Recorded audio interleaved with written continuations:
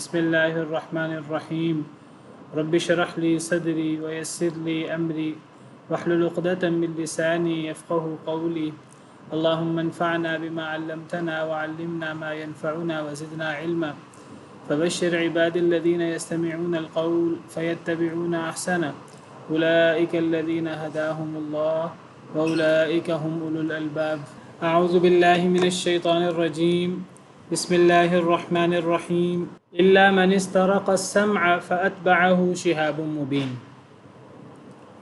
مگر جو چوری کر لیتا ہے سننے کی بات کو، فاتبعه شهاب مبین، پس پیچھے لگ جاتا ہے اس کے شہاب مبین، ایک انگارہ واضح۔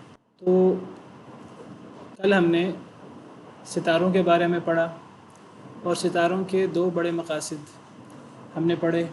ایک مقصد ستاروں کا آسمانوں کی زینت ہے، آسمان دنیا کی زینت ہے، جس طرح سورہ ملک میں اللہ تعالیٰ فرماتے ہیں وَلَقَدْ زَيَّنَّا السَّمَاءَ الدُّنْيَا بِمَصَابِيحَ، ہم نے آسمان دنیا کو چراغوں سے زینت دی، یعنی ستاروں سے، سیاروں سے، وہ ہمیں چمکتے نظر آتے ہیں، اسی لیے یہاں ان کو بروج کہا گیا ہے۔ دوسرا بڑا مقصد ستاروں کا جو یہاں بیان ہوا کہ ستاروں کے ذریعے اللہ تعالیٰ نے آسمان کو محفوظ کیا ہوا ہے شیطانوں سے، شیطان بات سن سکیں۔ پہلے شیطان زیادہ باتیں سن لیتے تھے آسمان میں موجود فرشتوں کی، آسمان میں کان لگا کر بیٹھتے تھے، جگہ مقرر کر رکھی تھی۔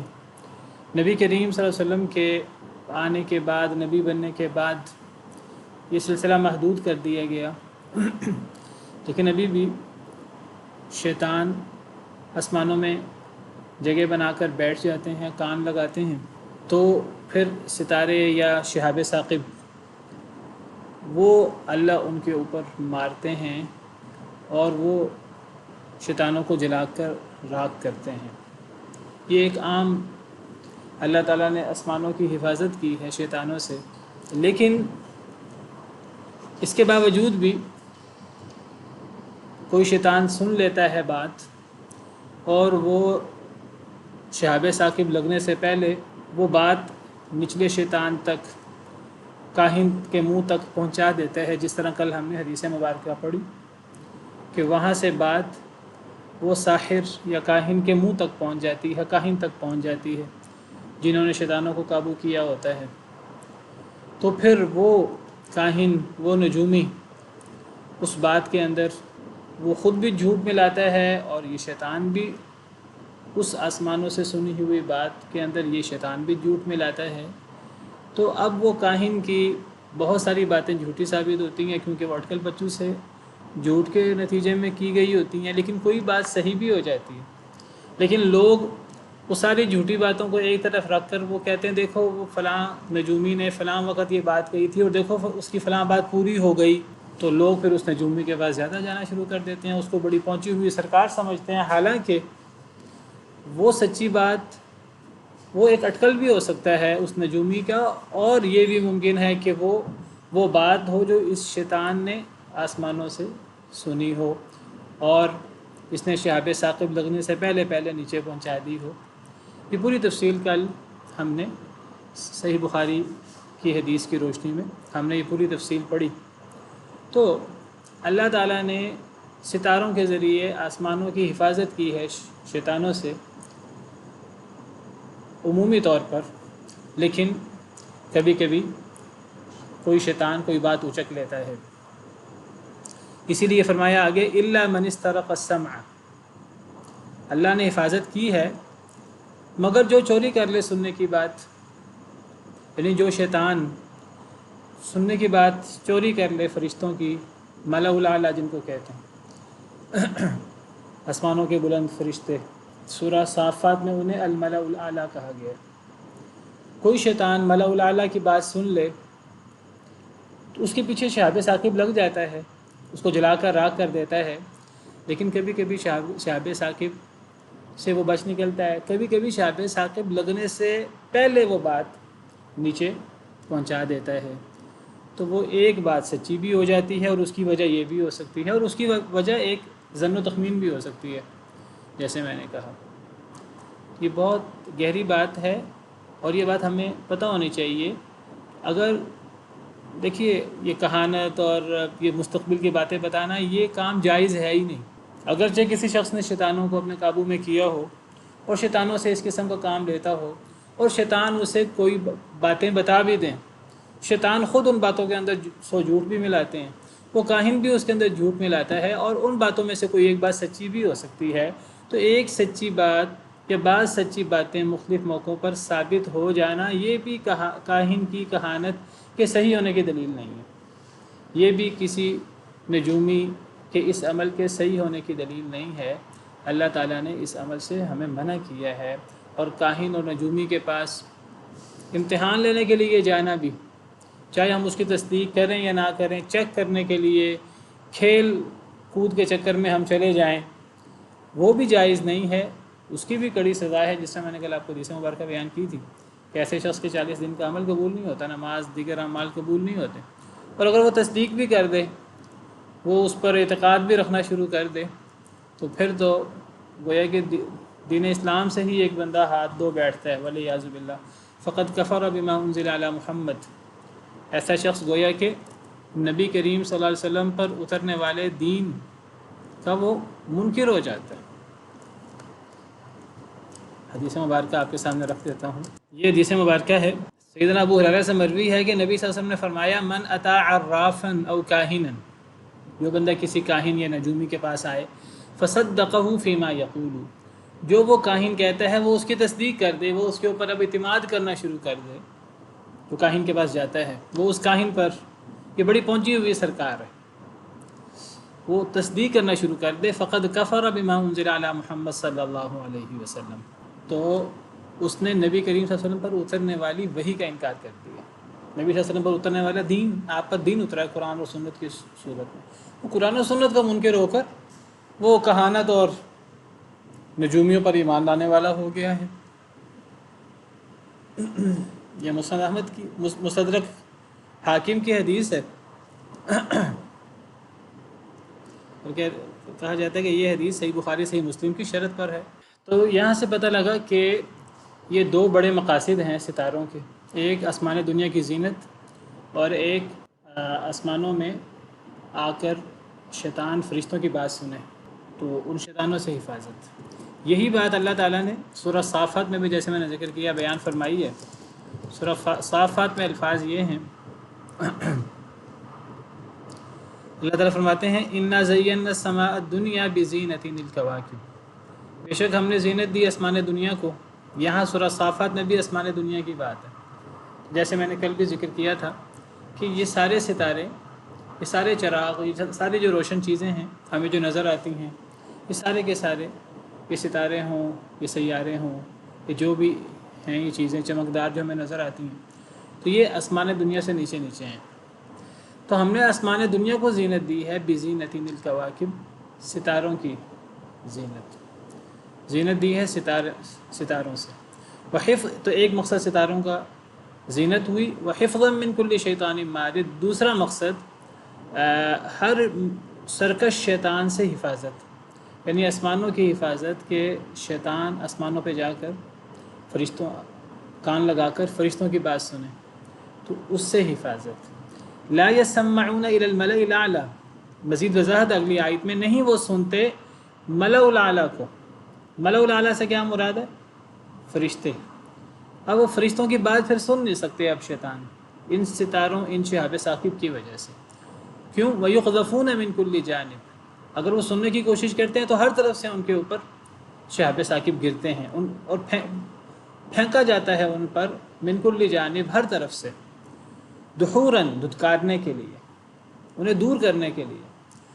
وَلَهُمْ عَذَابٌ وَاصِبٌ، اور ان کے لیے چمٹ جانے والا عذاب ہے ان شیطانوں کے لیے۔ إِلَّا مَنْ خَطِفَ الْخَطْفَةَ، مگر اس کے باوجود جو اچک لے اچکنے کی بات، بعض باتیں اچک بھی لیتے ہیں، اس کے باوجود بھی اچک لیتے ہیں، اور میں نے جیسا کل ذکر کیا، یہ اللہ کے سسٹم میں خلل نہیں ہے، اللہ نے آزمائش کے لیے یہ چیز رکھی ہوئی ہے۔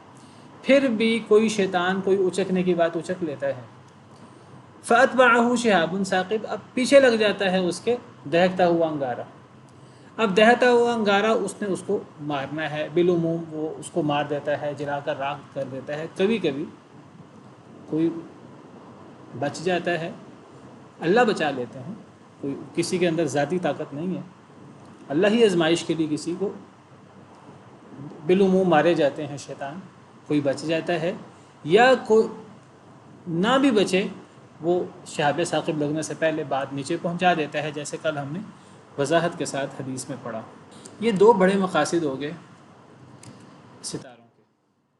تیسرا بڑا مقصد ستاروں کا وہ ہے راستہ دکھانا، راستہ معلوم کرنا.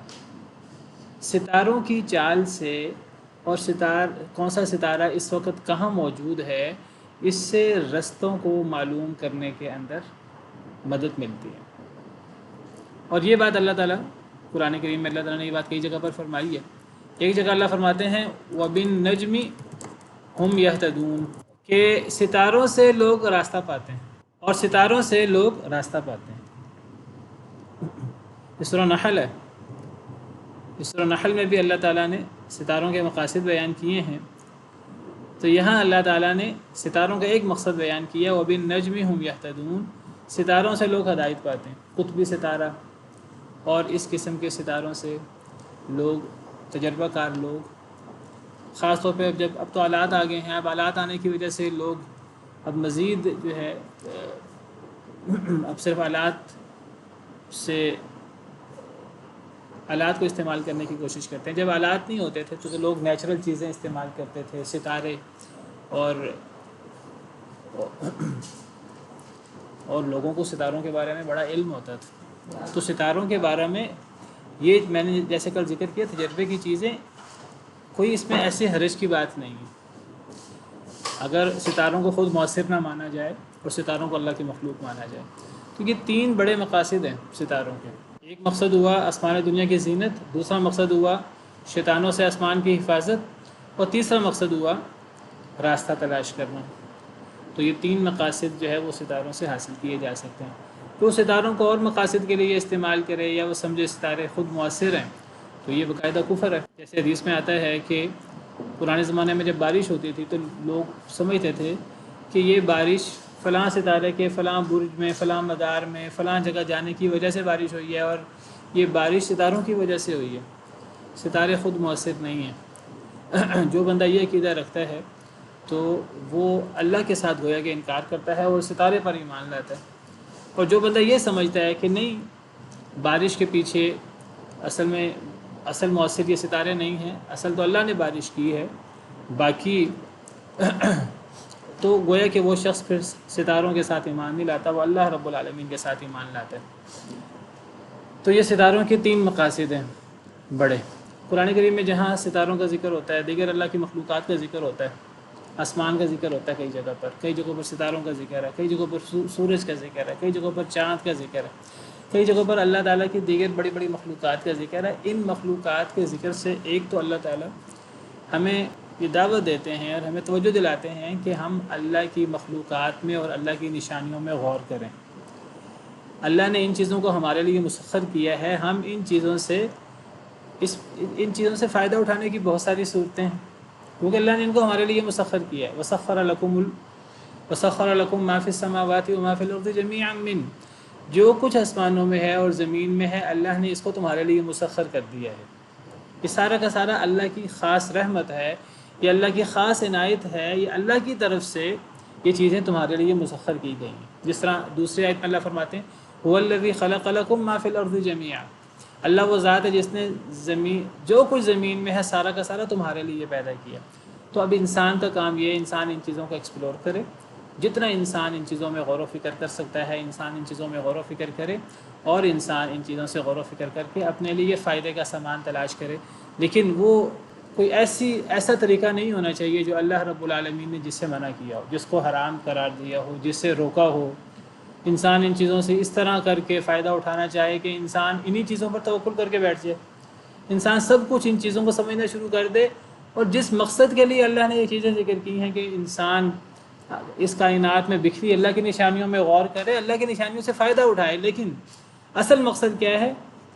یہ جتنی بڑی بڑی مخلوقات ہیں ہمارے لیے فائدہ مند ہیں، اور اس کے اندر ہمارے لیے بڑی عجیب و غریب چیزیں ہیں، ہمارے لیے بڑی نشانیاں ہیں۔ ان نشانیوں سے ہمارے دل میں اللہ رب العالمین کی عظمت اور اللہ رب العالمین کی ہیبت اور اللہ رب العالمین کے ساتھ محبت ہماری بڑھنی چاہیے۔ اللہ کی عظمت ہمارے دلوں میں جاگزی ہونی چاہیے کہ جب اللہ کی مخلوقات اتنی بڑی ہیں تو ان مخلوقات کا خالق کتنا بڑا ہوگا۔ یہ مین مقصد ہے قرآن کریم میں، جب اللہ تعالیٰ کائنات اور کائنات میں بکھری چیزوں پر غور و فکر کرنے کی دعوت دیتی۔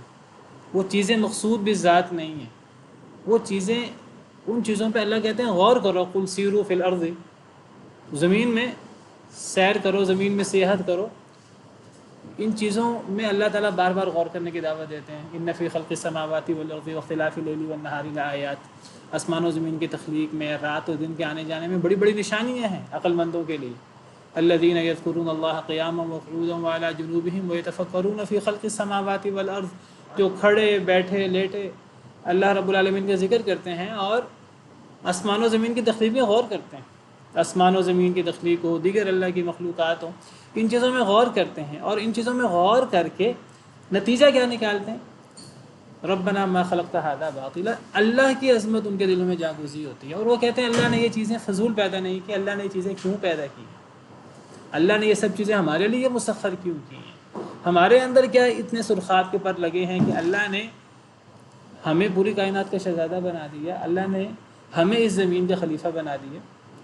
تو انسان اپنی تخلیق کے مقصد میں غور کرتا ہے، اور انسان اپنے اور خالق کے کا جو تعلق ہے اس کو مضبوط بناتا ہے، اور اللہ کی عظمت جو قرآن کا ایک بڑا مقصد ہے، اللہ کی معرفت، اللہ کی پہچان، اللہ کی عظمت، اللہ کی توحید، وہ انسان کے ذہن میں وہ آ جائے۔ یہ اصل میں ان بڑی بڑی نشانیوں کا مقصد ہے۔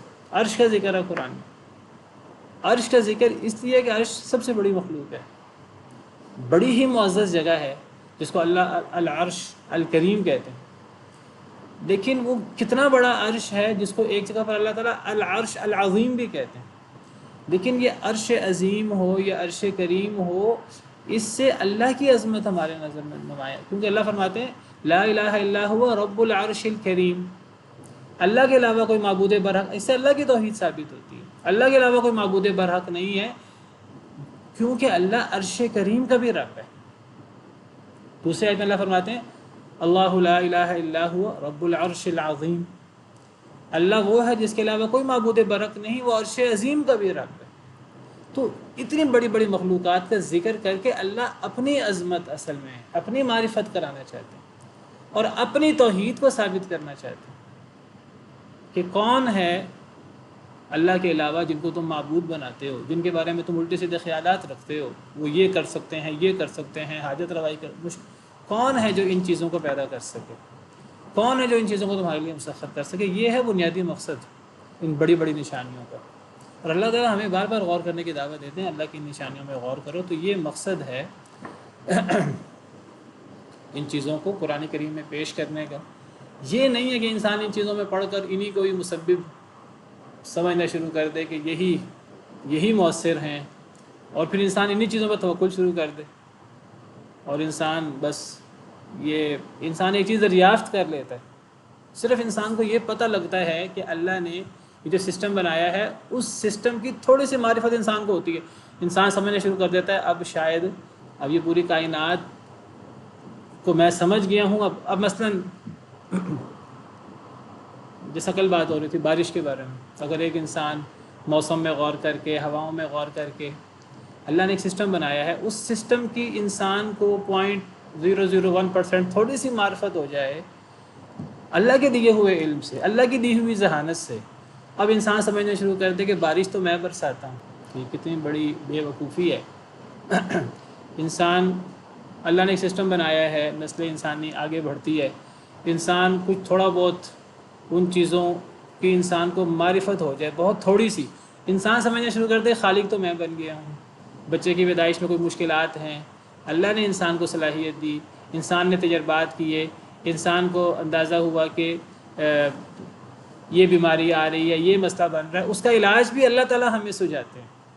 اللہ کی دی ہوئی صلاحیت سے ہم اس کا علاج تلاش کرتے ہیں، تجربے کرتے ہیں، وہ اللہ کی دی ہوئی صلاحیت ہے. اللہ نے ہمیں پیدا کیا ہے, اللہ نے ہمیں صلاحیت دی ہے. ہم ایک چیز ڈسکور کرتے ہیں اور پھر ہم کہنا شروع کر دیں کہ اب تو پیدا کرنے کے اندر ہمارا ہاتھ ہو گیا. یہ تو ایسی بات ہے جیسے ماں باپ سمجھے کہ اصل پیدا کرنے والے تو ہم ہیں, حالانکہ بچوں کی پیدائش میں ماں باپ کا کس حد تک کردار ہے. بالکل وہی کردار ہے کہ زمین میں پانی دیا جاتا ہے اور وہ جو درخت اور باغات اور کھیتیاں اگتی ہیں اس کے اندر زمین کا کیا کردار ہے, اس کے اندر پانی کا کیا کردار ہے. اصل تو اللہ رب العالمین کی طرف سے تخلیق ہوتی ہے. تو انہی چیزوں کی طرف توجہ دلانا مقصود ہے قرآن کریم میں ان چیزوں کے ذکر سے. آگے اللہ تعالیٰ فرماتے ہیں وَالْأَرْضَ مَدَدْنَاهَا. جس طرح اللہ تعالیٰ نے آسمانوں کا ذکر کیا, ستاروں کا ذکر کیا, ستاروں کے 2 مقاصد ذکر کیے, اب اللہ تعالیٰ زمین کا ذکر کر رہے ہیں. اور زمین کو بھی ہم نے پھیلا دیا. زمین اللہ کی بہت بڑی مخلوق ہے. اللہ ان مخلوقات کے ذکر سے اپنی عظمت, اپنی توحید, اپنی شان نمایاں کر رہے ہیں. اور اللہ کہتے ہیں اللہ کی ان مخلوقات میں غور کرو. اور زمین کو ہم نے پھیلا دیا, ہم نے لمبا کر دیا, ہم نے پھیلا دیا اس کو. وَأَلْقَيْنَا فِيهَا رَوَاسِيَ. اور ہم نے ڈال دیا اس میں رواسیہ, گاڑی ہوئی چیزیں, پہاڑ. زمین میں اللہ نے پہاڑ ڈال دیے ہیں. یہاں اللہ تعالیٰ نے پہاڑوں کے لیے لفظ رواسی استعمال کیا ہے. رواسی جمع ہے راسیۃ کی, اور راسیہ کہتے ہیں گاڑی ہوئی چیز کو, ورنہ پہاڑوں کے لیے لفظ جبال استعمال ہوتا ہے, جبل کی جمع جبال. اور بھی الفاظ استعمال ہوتے ہیں, طود وغیرہ, جبل. یہاں رواسیہ استعمال کیا, تو رواسیہ یہ جمع ہے راسیۃ کی, راسیہ گاڑی ہوئی چیز. والجبال ارساہا, پہاڑوں کو اللہ نے گاڑ دیا, تو گاڑی ہوئی چیز. تو اللہ نے گویا کہ یہاں اپنی ایک بہت مضبوط تخلیق پہاڑوں کا ذکر کیا, اور پہاڑوں کو اس نام سے اللہ نے ذکر کیا جس سے پتہ لگتا ہے اللہ نے پہاڑوں کو کس انداز سے زمین کے اندر اللہ نے رکھا ہے. اللہ نے پہاڑوں کو ایسے کر کے رکھ نہیں دیا اوپر سے زمین, اللہ نے پہاڑوں کو باقاعدہ گاڑا ہے زمین کے اندر, جیسے میخ کو گاڑا جاتا ہے خیمہ کے لیے یا جانور کو باندھنے کے لیے یا کسی مقصد کے لیے میخ گاڑی جاتی ہے. کیسے میخ گاڑی جاتی ہے؟ لمبی میخ ہوتی ہے تو اس کا تھوڑا حصہ زمین کے اندر نہیں ہوتا, اس کا آدھا حصہ زمین کے اندر نہیں ہوتا, اس کا آدھے سے زیادہ حصہ زمین کے اندر گاڑ دیا جاتا ہے. یہ کیفیت پہاڑوں کی ہے. پہاڑ گاڑے ہوئے ہیں زمین کے اندر تاکہ زمین کو کنٹرول کریں اور زمین کے اندر حرکت نہ پیدا ہو جائے اور زمین کہیں چلی نہ جائے. پہاڑوں کے ذریعے اللہ نے کنٹرول کیا ہے. ہمیں یہ چیزیں اب تک ہم نے یہ چیزیں اپنے مشاہدے سے, اپنے تجربے سے یہ چیزیں دریافت کر لی ہیں یا نہیں ہم کر پائے ابھی تک پورے طریقے سے ان چیزوں کو ایکسپلور کر سکے ہیں یا نہیں کر سکے. وہ اللہ جس نے ان چیزوں کو پیدا کیا ہے اس سے بڑھ کر کون جان سکتا ہے. الا یعلم من خلق, کیا وہ نہیں جانے گا جس نے پیدا کیا. وہو اللطیف الخبیر, اور وہ بہت باریک بین بھی ہے, خبردار بھی ہے. اور اللہ جو بات بتاتے ہیں وہ اللہ تعالیٰ نے قرآن کو نصیحت کی کتاب بنایا, سائنس کی کتاب نہیں بنایا. سائنسی تفصیلات نہیں ہوتی, لیکن اللہ جو بتاتے ہیں, جو اشارہ کرتے ہیں, وہ چیز ہوتی 100% صحیح ہے. ہمیں سمجھ آئے یا نہ آئے, اس میں حقیقت ہوتی ہے 100%. اسی طرح ہوتا ہے جس طرح اللہ فرمائے, کیونکہ اللہ سے بہتر کوئی نہیں جانتا, کیونکہ پیدا اللہ نے کیا ہے, اس طرح سسٹم اللہ نے بنایا. تو اللہ فرماتے ہیں زمین کو ہم نے پھیلا دیا ہے اور زمین کے اندر ہم نے پہاڑ گاڑ دیے ہیں. اب پہاڑوں کی حیثیت وہ گاڑی ہوئی چیز کی ہے, جیسے میخ گاڑی جاتی ہے. اب پہاڑوں کو گاڑا کیوں گیا ہے, اس کی کیا حکمت ہے؟ اللہ کی طرف سے دعوت ہے. اللہ نے انسان کو پیدا کیا, اللہ نے انسان کو صلاحیت دی ہے, انسان اللہ کی دی ہوئی صلاحیت سے غور کرے, لیکن غور کر کے وہ انہی چیزوں کو سب کچھ سمجھنا نہ شروع کر دے, بلکہ انسان کے دل میں ان چیزوں پر غور کرنے سے اللہ کی عظمت نمایاں ہونی چاہیے اور اللہ پر ایمان مضبوط ہونا چاہیے اور اللہ کے سامنے اپنی عاجزی وہ واضح ہونی چاہیے.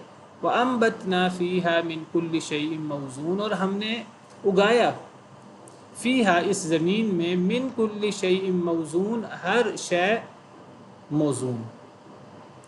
موزون کا مطلب مناسب, یعنی مناسب کہہ سکتے ہیں, جی اپنی جگہ پہ رکھی, جو اس موزون بھی کی کہتے جگہ ہیں, ہے وہاں پہ رکھی گئی فلاں ہو. چیز بڑی موزون ہے. ہر چیز ایک مناسب ہے, نہ کوئی چیز زیادہ ہے نہ کوئی چیز یعنی اتنی زیادہ نہیں ہے کہ وہ چیز ہمارے لیے وبال بن جائے، اور کوئی چیز کم بھی نہیں ہے کہ اس کا کم ہونا ہمارے لیے نقصان دہ بن جائے۔ اللہ نے ہر چیز کو موزوں اور مناسب بنایا ہے۔ زمین کے اندر پانی ہے، اب اللہ نے جتنا پانی رکھا ہے وہ پانی بڑا مناسب ہے۔ وہ پانی زیادہ ہو جاتا تو زمین رہنے کے قابل نہ ہوتی، وہ پانی کم ہو جاتا تو پھر زمین رہنے کے قابل نہ ہوتی۔ اللہ نے ہواؤں کا سسٹم بنایا ہے، ہوائیں زیادہ تیز چلا کرتی، جیسے بعض ایسے سیارے بھی ایک ہیں خاص تناسب میں اس کا جہاں تیز چلتی رہتی موضوع ہیں، یعنی ایک خاص وہاں تناسب کے تیز اندر ہواؤں کی رکھی وجہ ہوئی سے چیزیں۔ زندگی ممکن نہیں ہے۔ اور بعض ایسی جگہیں ہیں جہاں ہوائیں ہیں ہی نہیں، یا ہوائیں ہیں تو اتنی تیز نہیں چلتی، آہستہ چلتی ہیں، وہ آہستہ چلنے کی وجہ سے زمین وہاں زندگی ممکن نہیں ہے۔ درجہ حرارت ہمارے ہاں جو ہے وہ ایک مخصوص مقدار کا ہے زمین میں، اگر وہ اس سے زیادہ ہو جائے تو رہنا ممکن نہ ہو، اور اگر وہ اس سے کم ہو جائے تو ٹھنڈ بہت زیادہ ہو جائے۔ تو اللہ نے ہر چیز بڑی مناسب، بڑی حساب کے ساتھ بنائی ہے، اور اللہ سے بہتر کون جانتا ہے۔ اسی طرح اللہ نے زمین کے اندر جو معدنیات رکھی، جو چیزیں رکھی، اللہ نے ہر چیز ایک حساب کے ساتھ رکھی ہے۔ جو مخلوقات پیدا کی، اب لوگ کہتے ہیں جی آبادی زیادہ ہو گئی ہے، پانی کم ہو گیا ہے، یہ ہو گیا ہے، وہ ہو گیا ہے، اب لوگ کھائیں گے کہاں سے، لوگ پئیں گے کہاں سے؟ بھئی جب انسان نے اتنی ترقی نہیں کی تھی سائنس کی، تو تب انسان کہاں سے کھاتا تھا؟ جب انسان بالغ اور بڑا نہیں ہوتا، جب وہ انسان سوچنا شروع کرتا ہے میں کہاں سے کماؤں، کہاں سے کھاؤں، جب انسان بچہ ہوتا ہے تو وہ بچے کو کون کھلاتا ہے؟ جو بچے کو کھلاتا ہے وہی بڑے کو بھی کھلاتا ہے۔ اللہ نے زمین کے اندر جو چیز پیدا کی ہے مناسب پیدا کی ہے۔ اللہ نے زمین کو ایسا بنایا، اللہ فرماتے ہیں زمین کو ہم نے ایسا بنایا ہے کہ یہ زندہ انسانوں کے لیے بھی کافی ہے اور مردہ انسانوں کے لیے بھی کافی ہے۔ جتنے انسان اس میں زندہ ہوں گے زمین ان کو کافی ہوگی، جتنے انسان مر جائیں گے زمین ان کو بھی کافی ہوگی۔ سورہ مرسلات میں اللہ تعالیٰ فرماتے ہیں الم نجعل الارض کفاتا، کیا ہم نے زمین کو سمیٹنے والی نہیں بنایا، احیاء و امواتا، زندوں کو بھی اور مردہ لوگوں کو بھی۔ مردوں کے لیے جتنے مردے ہو جائیں ان کے لیے زمین ان کو بھی سمیٹ لیتی ہے، اور جتنے زندہ ہوں زمین ان کو بھی سمیٹ لیتی ہے۔ اللہ نے ہر چیز حساب کے ساتھ پیدا کی ہے۔ اب ہم کہیں کہ جی وہ آبادی ہی اتنی زیادہ ہو جائے گی، ہمیں آبادی کو کنٹرول کرنا پڑے گا ورنہ ہم کھائیں گے کہاں سے؟ جس اللہ نے پیدا کیا ہے اس اللہ نے اتنا مناسب رزق بھی پیدا کیا ہے، نہ وہ زیادہ ہے نہ وہ تھوڑا ہے۔ اللہ نے ہر چیز کو ایک توازن کے ساتھ، ہاں اس کا صحیح جو لفظ ہونا چاہیے توازن، موزون، اردو میں موزون توازن کے معنی میں استعمال کرتے ہیں۔ توازن کے ساتھ اللہ نے ہر چیز کو، مجھے لفظ نہیں مل رہا تھا، توازن کے ساتھ اللہ نے ہر چیز کو پیدا کیا ہے۔ اب آپ کہیں گے اگر ہر چیز توازن کے ساتھ ہے تو پھر زمین کے اندر سیلاب کیوں آ جاتا ہے؟ وہ اللہ کی طرف سے سزا ہوتی ہے۔ جس اللہ نے توازن بنایا ہے وہ اللہ سزا دینے کے لیے کسی چیز کی زیادتی کر کے سزا دے سکتا ہے، کسی چیز کی کمی کر کے سزا دے سکتا ہے۔ کبھی قحط بھی تو ہو جاتا ہے، اب قحط ہونا وہ اللہ کے خزانوں میں کوئی کمی نہیں ہے، وہ اللہ کی طرف سے سزا ہے۔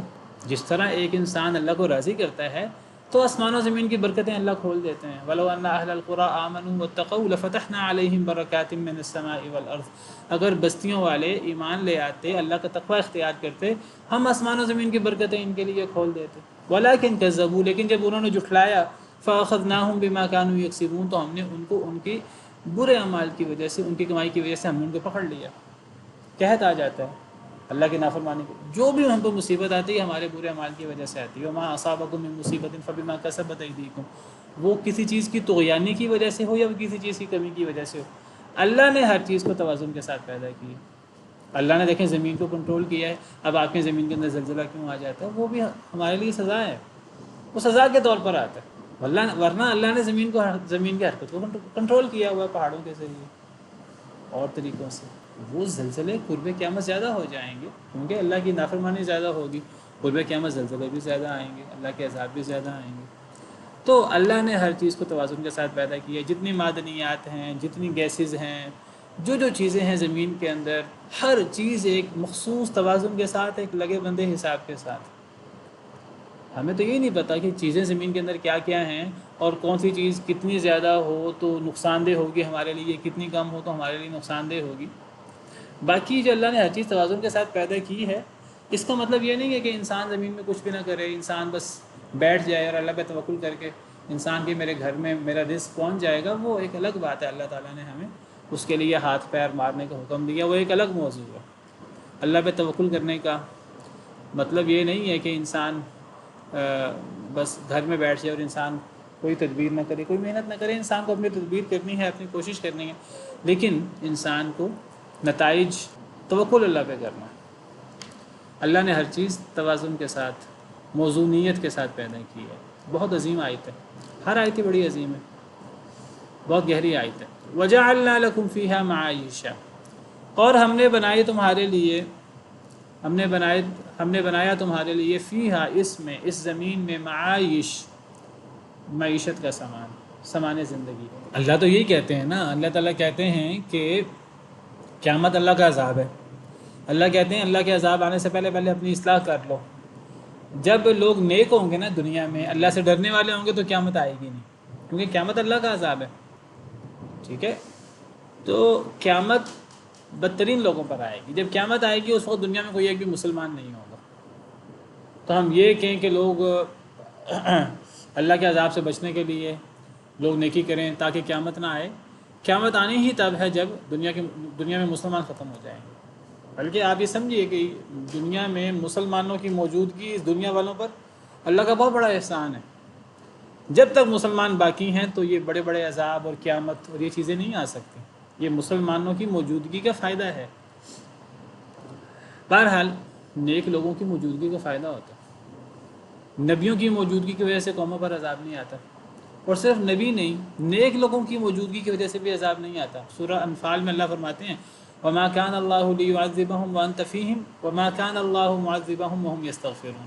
اللہ لوگوں کو عذاب نہیں دیں گے جب تک اے نبی آپ ان میں موجود ہیں، اللہ انہیں عذاب نہیں دیں گے۔ وَمَا كَانَ اللَّهُ مُعَذِّبَهُمْ، اور اللہ انہیں اس وقت تک بھی عذاب نہیں دیں گے، وَهُمْ يَسْتَغْفِرُونَ، جب تک کہ لوگ اللہ سے استغفار کرتے ہیں۔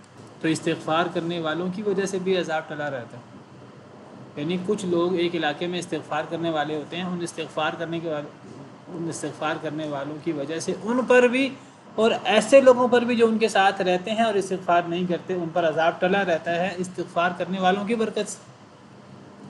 تو نیک لوگوں کی ایک برکت ہوتی ہے، نیکی کی ایک برکت ہوتی ہے، گناہ کی ایک نحوست ہوتی ہے۔ بعض دفعہ نیکی کی برکت سے گناہ گار بھی فائدہ اٹھا لیتا ہے، اور بعض دفعہ گناہ کی نحوست وہ اللہ کے ایک نیک بندے کو بھی لپیٹ میں لے لیتی ہے۔ اگرچہ گناہ کی نحوست اگر اللہ کے نیک بندے کو بھی اپنی اگر وہ لپیٹ میں لے لے تو پھر قیامت کے دن جب اللہ لوگوں کو اٹھائیں گے تو پھر اللہ تعالیٰ نیک شخص کے ساتھ الگ معاملہ کریں گے، برے شخص کے ساتھ الگ معاملہ کریں گے۔ بیٹا اس معنی میں کہہ رہا ہوں کہ کسی نیک شخص کی نیکی سے گناہ گار کو بھی فائدہ ہو جاتا ہے۔ Recording in progress. ایسے جیسے میں نے کہا کہ اگر ایک نیک شخص موجود ہو دنیا میں کسی علاقے میں، تو نیک لوگوں کی موجودگی کی وجہ سے اس علاقے میں عذاب نہیں آتا، اگر جو اس علاقے میں گناہ گار موجود ہوں۔ جیسے ابھی میں نے قرآن کی آیت پڑھی ہے وَمَا كَانَ اللَّهُ مُعَذِّبَهُمْ وَهُمْ يَسْتَغْفِرُونَ، اللہ ایک قوم کو عذاب نہیں دیں گے اگر ان میں استغفار کرنے والے موجود ہیں۔ اسی طرح ایک آیت میں وَمَا كَانَ رَبُّكَ لِيُهْلِكَ الْقُرَىٰ بِظُلْمٍ وَأَهْلُهَا مُصْلِحُونَ، اللہ کسی بستی کو ان کے ظلم کی وجہ سے ہلاک نہیں کریں گے اگر اس بستی میں اصلاح کرنے والے موجود ہیں۔ یعنی ایک بستی میں ظالم بھی موجود ہیں اور اسی بستی میں اصلاح کرنے والے بھی موجود ہیں، تو اصلاح کرنے والوں کی برکت سے ان بستیوں میں ظالموں کے ظلم کے باوجود اللہ اس بستی کو ہلاک نہیں کرتے۔ اور اگر اللہ کی ناراضگی زیادہ ہو جائے ظلم کرنے والوں کے ظلم کی وجہ سے، پھر اللہ ہر چیز، ہر فیصلہ تو اللہ کا ہوتا ہے، پھر اللہ کو ایسی صورت بناتے ہیں کہ وہ نیک لوگ، اصلاح کرنے والے لوگ اس بستی سے نکل جائیں کسی طریقے سے، پھر اللہ عذاب بھیجتے ہیں۔ جیسے اللہ نے جب نبیوں کی قوموں پر عذاب آیا تو اکثر اللہ نے نبیوں کو پہلے اس قوم سے نکال دیا۔ حضرت لوط کا قصہ مشہور ہے، جب ان کو اس قوم پر عذاب آنے لگا، اللہ نے حضرت لوط اور ان کے رشتہ داروں سے کہا کہ وہ نکل جائیں، وہ نکل گئے، پیچھے سے قوم والوں پر عذاب آئے، ان کو ان کے گناہوں کی وجہ سے ان کو یہ بات سمجھ ہی نہیں آتی۔ چلیں بہرحال وَجَعَلْنَا لَكُمْ فِيهَا مَعَایِشَ، اور بنائی ہم نے تمہارے لیے فیہا، اس میں، اس زمین میں، معایش، معیشت کا سامان، زندگی گزارنے کا سامان۔ اے انسانوں، اللہ اپنے عظیم احسانات اللہ بتا رہے ہیں کہ اے انسانوں، اللہ نے صرف تمہیں پیدا نہیں کیا، اللہ نے تمہارے علاوہ بہت ساری مخلوقات کو بھی پیدا کیا ہے، اور دیکھو اللہ نے تمہارے لیے کیا کیا بنایا ہے۔ اللہ نے تمہارے لیے آسمان بنایا، اللہ نے تمہارے لیے زمین بنائی، اللہ نے تمہارے لیے ستارے بنائے، اللہ نے تمہارے لیے پہاڑ، اللہ نے تمہارے لیے زمین میں ہر چیز توازن کے ساتھ پیدا کی۔ اور اللہ فرماتے ہیں کہ اے انسانوں، ہم نے تمہارے لیے زمین میں زندگی گزارنے کے سامان بنائے۔ انسان اس زمین میں زندگی گزارتا ہے اور بڑے اچھے طریقے سے، بڑی عیش و عشرت سے زندگی گزارتا ہے۔ تو اللہ نے زمین میں زندگی گزارنے کا سامان، انسان کے لیے روزی روٹی، انسان اپنی خوراک، اپنا کھانا پینا، اپنے زیست کا سامان انسان زمین کے اندر کرتا ہے، اور اللہ نے چیزیں رکھی ہیں اور وافر رکھی ہیں۔ انسان تقدو کرتا ہے اور پھر اللہ کی طرف سے انسان کو وہ چیزیں ملتی ہیں۔ کچھ لوگ زیادہ محنت کرتے ہیں، اللہ نے حساب کا دینا ہوتا ہے، کچھ لوگ تھوڑی محنت کرتے ہیں، اللہ نے ان کے لیے زیادہ لکھا ہوتا ہے۔ یہ تو اللہ کی تقسیم ہے۔ اس تقسیم میں ضروری نہیں انسان جتنی محنت کرے گا انسان کو اتنی روزی ملے گی، یہ کوئی ضروری نہیں ہے۔ اللہ یبسط الرزق لمن یشاء ویقدر، اللہ جس کے لیے چاہتا ہے رزق پھیلا دیتا ہے، اور جس کے لیے چاہتا ہے رزق تنگ کر دیتا ہے، اور یہ اللہ کی طرف سے آزمائش ہے۔ انسان کوشش کرتا ہے تو ضروری نہیں انسان کو کوشش کے مطابق ملے دنیا میں، آخرت میں انسان کو کوشش کے مطابق ملتا ہے، دنیا میں انسان کو ضروری نہیں ہے کوشش کے مطابق ملے۔ کوشش سے کم بھی مل سکتا ہے آزمائش کے لیے، کوشش سے زیادہ بھی مل سکتا ہے، اور بغیر محنت کیے بھی مل سکتا ہے دنیا میں۔ آخرت میں کوشش کے بغیر نہیں ملتا، کوشش کے مطابق ہی ملتا۔ تو اللہ فرماتے ہیں کہ بنائی ہم نے تمہارے لیے اس زمین میں زندگی گزارنے کا سامان بنایا۔ وَمَن لَّسْتُمْ لَهُ بِرَازِقِينَ، اور جن کو نہیں ہو تم ان کے لیے رزق دینے والے۔ ومن، اور جنہیں لستم لیسا سے، لستم نہیں ہو تم لہو جس کے لیے برازقین رزق دینے والے۔ کیا مطلب؟ یعنی ہم نے اس زمین میں تمہارے لیے بھی روزی زندگی گزارنے کا سامان بنایا، اور ان کے لیے بھی زندگی گزارنے کا سامان بنایا جنہیں تم رزق نہیں دیتے۔ کیا مطلب؟ یعنی دیکھیے، انسان جب اللہ نے انسان کو صلاحیت دی ہے، جب انسان اس صلاحیت کو، اللہ کی دی ہوئی صلاحیت کو استعمال کرتا ہے، سب سے پہلے انسان خود اللہ کی مخلوق ہے، اللہ کا احسان ہے، اللہ نے انسان کو پیدا کیا اور انسان بنایا، پھر اللہ نے انسان کو صلاحیتیں دی۔ انسان اللہ کی دی ہوئی صلاحیت سے انسان جو ہے وہ محنت کرتا ہے، اللہ اس کو رزق دیتے ہیں، انسان سمجھتا ہے کہ اب میں اپنا رزق خود پیدا کر رہا ہوں۔ انسان اللہ کی مخلوق ہے، اللہ کا احسان، اللہ نے انسان کو پیدا کیا ہے اور انسان بنایا ہے۔ اللہ انسان کو انسان کے بجائے کچھ اور بنا دیتا، انسان کچھ نہیں کہہ سکتا تھا۔ اگر اللہ انسان کو پیدا ہی نہ کرتا، انسان کچھ نہیں کہہ سکتا تھا۔ اگر اللہ انسان کو پیدا کر دیتا لیکن کچھ اور بنا دیتا، انسان پھر بھی کچھ نہیں کہہ سکتا تھا۔ اللہ نے انسان کو پیدا بھی کیا ہے اور انسان بھی بنایا ہے، اور اس کے ساتھ اللہ نے انسان کو اعلیٰ ترین صلاحیتیں بھی دی ہیں۔ بہترین اللہ تعالیٰ نے انسان کو اعضاء بھی دیے ہیں، عقل بھی دی ہے بہترین، یہ ساری اللہ کے احسانات ہیں۔ انسان اللہ کی دی ہوئی ان صلاحیتوں سے فائدہ اٹھا کر انسان جب اپنے لیے روزی کا سامان کرتا ہے، وہ روزی کا سامان جس زمین سے انسان کرتا ہے، وہ زمین، اس زمین میں موجود جن چیزوں سے انسان کرتا ہے وہ چیزیں سب اللہ کی مخلوق ہے۔ انسان خود اللہ کی مخلوق ہے، انسان کی صلاحیت اللہ کی مخلوق ہے۔ انسان جب وہ اپنے لیے سامان زیست حاصل کرتا ہے تو انسان دھوکے میں مبتلا ہو جاتا ہے کہ میں نے اپنے لیے رزق خود پیدا کیا ہے، میں نے اپنے لیے رزق خود کمایا ہے، میں خود اپنے لیے رزق روٹی پیدا کر سکتا ہوں، اور میں زور بازو سے سب کچھ حاصل کر سکتا ہوں، مجھے کون روک سکتا ہے۔ انسان کے اندر تکبر پیدا ہو جاتا ہے، غرور پیدا ہو جاتا ہے۔ جتنا اللہ کا انعام انسان پر ہوتا رہتا ہے اتنا انسان کے اندر الا ماشاء اللہ غرور و تکبر پیدا ہو جاتا ہے۔ اللہ تعالیٰ سورہ قلم میں، جو پہلی صورت ہے سورہ علق میں، اللہ فرماتے ہیں کلا ان الانسان لیطغی ان رآہ استغنی، ہرگز نہیں، بے شک انسان البتہ سرکش ہو جاتا ہے جب وہ اپنے آپ کو غنی پاتا ہے، ان رآہ استغنی۔ تو یہ بہت بڑی کمزوری ہے انسان کی۔ پھر انسان یہ سمجھتا ہے کہ میں صرف اپنے لیے رزق روٹی پیدا نہیں کر رہا، میں اپنے نوکروں چاکروں کے لیے بھی میں روزی پیدا کر رہا ہوں، اپنے غلاموں کے لیے، اپنے بچوں کے لیے، اپنے جانوروں کے لیے میں جو ہے وہ چارہ کاٹ کے لا رہا ہوں، میں یہ کر رہا ہوں، میں یہ کر رہا ہوں، وہ میں وہ انسان کے اندر مزید غرور، مزید تکبر پیدا ہوتا ہے۔ اللہ تعالیٰ یا انسان کو انسان کی حقیقت یاد دلا رہے ہیں کہ اے لوگوں، تمہارا رزق بھی تم نے پیدا نہیں کیا، اللہ نے پیدا کیا۔ تمہیں اللہ نے پیدا کیا، تمہیں انسان اللہ نے بنایا، تمہیں صلاحیتیں اللہ نے دی، تم اللہ کی مخلوق ہو کر اللہ کی صلاحیت دی ہوئی صلاحیتیں استعمال کر کے جو اللہ نے تمہارے اندر پیدا کی ہیں، اللہ کی پیدا کردہ زمین سے، اللہ کی پیدا کردہ چیزوں سے جب تم اپنے لیے رزق کا سامان حاصل کرتے ہو تو تم سمجھتے ہو کہ تم نے اپنے لیے روزی کا انتظام کیا، تم نے نہیں کیا، اللہ نے تمہارے لیے سامان زیست بنایا ہے، اللہ نے تمہارے لیے زندگی گزارنے کا سامان بنایا، اور صرف تمہارے لیے نہیں بنایا، ان کے لیے بھی جنہیں تم رزق نہیں دیتے۔ لیکن اس میں محذوف ہے، تم سمجھتے ہو کہ میں انہیں رزق دیتا ہوں۔ انسان سمجھتا ہے میں اپنے آپ کو بھی کھلا رہا ہوں، اپنے بیوی بچوں کو بھی میں کھلا رہا ہوں۔ اللہ کہتے ہیں نہ تو اپنے آپ کو کھلا رہا، نہ تو اپنے بیوی بچوں کو کھلا رہا ہے، تجھے بھی میں کھلا رہا ہوں، تیری بیوی بچوں کو بھی میں کھلا رہا ہوں۔ نہ تو اپنے آپ کو کھلا رہا ہے، نہ تو اپنے جانوروں کو کھلا رہا ہے، تجھے بھی اللہ کھلا رہا ہے اور تیرے جانوروں کو بھی اللہ کھلا رہا ہے۔ اگر تیرے ماتحت کچھ غلام لونڈی ہیں، تو اپنے آپ کو نہیں کھلا رہا، اپنے غلام لونڈی کو تو نہیں کھلا رہا، تجھے بھی اللہ کھلا رہا ہے اور تیرے غلام لونڈی کو بھی تیرا رب کھلا رہا ہے۔ یہ مطلب ہے۔ قرآن کی دیگر آیات بھی ہیں کہ اللہ تعالیٰ فرماتے ہیں وَمَا مِن دَابَّةٍ فِي الْأَرْضِ إِلَّا عَلَى اللَّهِ رِزْقُهَا، صرف انسان نہیں، اس زمین پر چلنے والا ہر چوپایا اللہ پر اس کا رزق ہے۔ وَكَأَيٍّ مِّن دَابَّةٍ لَا تَحْمِلُ رِزْقَهَا، اس زمین میں کتنے چوپائے ہیں جو اپنا رزق اٹھائے نہیں پھرتے۔ اللہ يَرْزُقُهَا وَإِيَّاكُمْ، انہیں بھی اللہ رزق دیتا ہے اور اے انسانوں تمہیں بھی اللہ رزق دیتا ہے۔ کتنی بڑی حقیقت اللہ نے یہاں بیان کی ہے۔ انسان جو ہے وہ جب دھوکے میں مبتلا ہوتا ہے، غرور میں مبتلا ہوتا ہے، تو انسان پھر تباہ ہوتا ہے۔ تو اللہ فرماتے ہیں کہ تمہارے لیے زمین میں زندگی کا سامان ہم نے پیدا کیا، اور جنہیں تم رزق نہیں دیتے، تمہارے ماتحت جانور ہوں یا لوگ ہوں، بیوی بچے ہوں، انہیں بھی تم رزق نہیں دیتے، وہ ہم نے رزق کا سامان پیدا کیا، تمہارے ہاتھ سے دلوا دیا ہو تو الگ بات ہے۔ وَإِن مِّن شَيْءٍ إِلَّا عِندَنَا خَزَائِنُهُ، اور نہیں ہے کوئی بھی شے الا مگر عندنا ہمارے پاس خزائنہ، اس کے خزانے ہیں۔ اصل میں یہ جو اس قسم کی آیات ہیں، اللہ کی عظمت، اللہ کی شان، اس کو توحید کے دلائل کہتے ہیں۔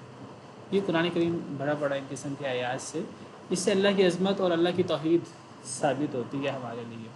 یہ بہت بڑی، یہ اصل میں ہیں نشانیاں بڑی بڑی، اللہ جس کی طرف ہماری توجہ دلاتے ہیں انسانوں کی، یہ عقلی دلائل ہیں اللہ کے رب ہونے کے اور اللہ کے اکیلے ہونے کے۔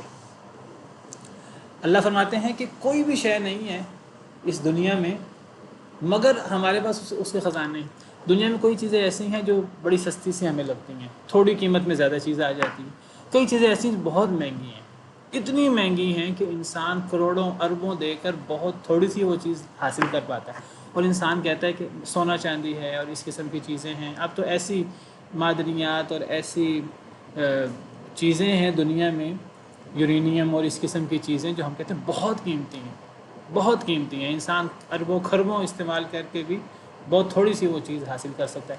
اللہ کہتے ہیں کہ یہ محدودیت انسان کے لیے ہے، اللہ کے پاس تو ہر شے کے خزانے ہیں لامحدود، کوئی ایسی شے نہیں ہے ہمارے نزدیک وہ سستی ہو یا مہنگی ہو، مہنگی ترین ہو، ہم نے کبھی وہ چیز بہت زیادہ دیکھی نہ ہو۔